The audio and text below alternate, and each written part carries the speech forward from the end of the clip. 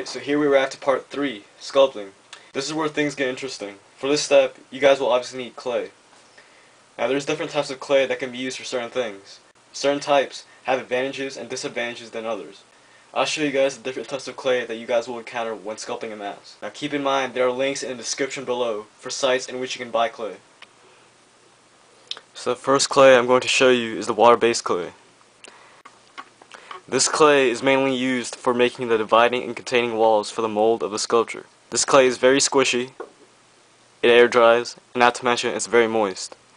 I don't recommend you guys using this type of clay for sculpting since it dries up. And once it dries up, it cracks and it falls apart. Alright, so the next type of clay I'm going to show you guys today is the oil-based clay. Now this brand right now is the NSP Chavant Medium. As you can see, it's very durable. This clay never dries up and cracks compared to water-based clay, making this clay reusable. Now in order for you to get this hard clay into a more workable consistency, you guys are going to have to use heat in order for it to soften up. Now personally, when I use this stuff, I place it in the oven for 300 degrees for about 30 minutes. Or you guys can get your own portable stove and pot and place it in there. This clay can also be liquefied in certain temperatures as well. The downside for this clay is that once it has been heated up to a workable consistency, it quickly goes back to its rock-like state. So if you guys are planning to use this clay to sculpt, make sure you guys practice heating this clay up and sculpting with it. So last clay I'll be showing you guys is the modeling clay. Now this clay is perfect for sculpting because you don't need to heat it up in order for it to soften up. This clay is naturally soft and it doesn't dry up and crack, which makes it reusable. This brand I'm using right now is Jolly King Modeling Clay Green.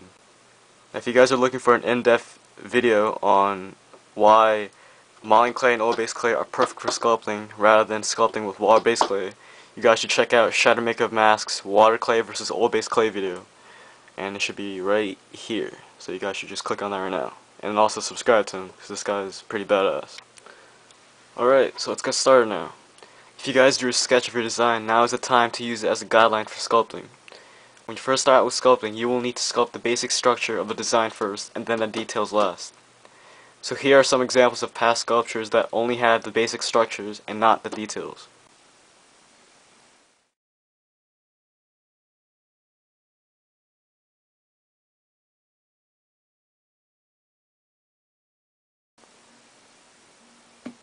Keep in mind, if you're sculpting a face mask, then I highly recommend you guys sculpt up to where the forehead ends. So it would be around this area here. Also, I prefer you guys sculpt in front of where the ears are. I don't recommend you guys sculpting behind it. So sculpt in front of it. So here's an example of a half head sculpture. This one's cradle. I'll also be using this sculpture to show you guys how to make straps and as well as the mold for half head sculpture.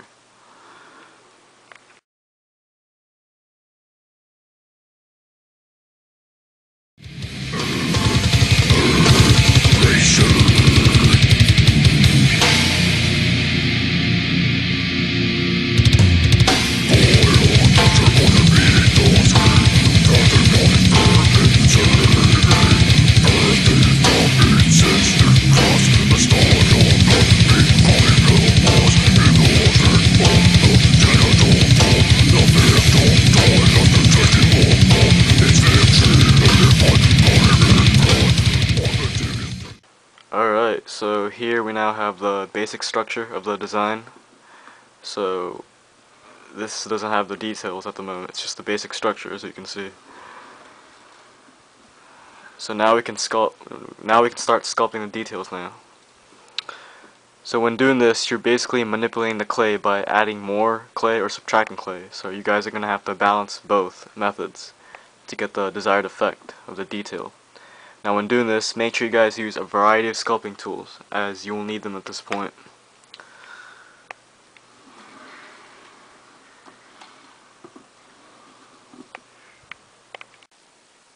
Alright, so this is the finished full-headed sculpture. And as you can see, I've added the details on it. I've added texture, wrinkles, and patches and stuff.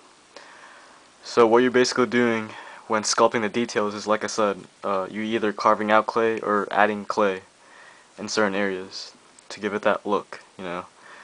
And also, if you guys can, it's also good to add in texture to give it that more realistic feeling to it.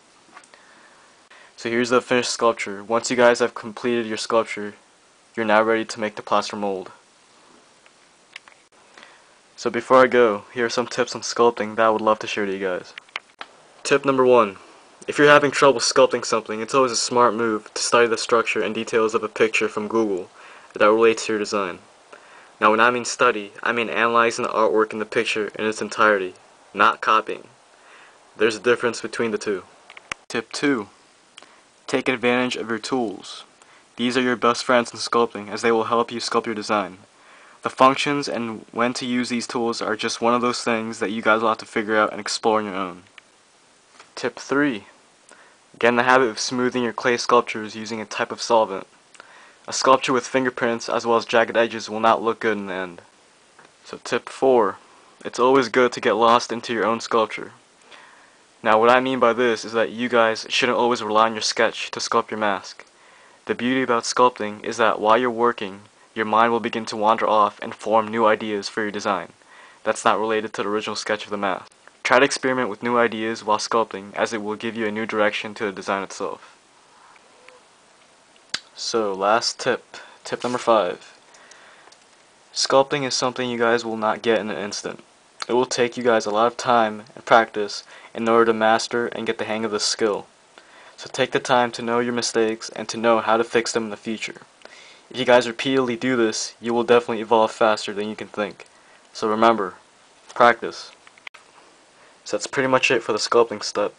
Hope you guys learned something about sculpting. So tune in next for mask making tutorial V2 part 4, mold making.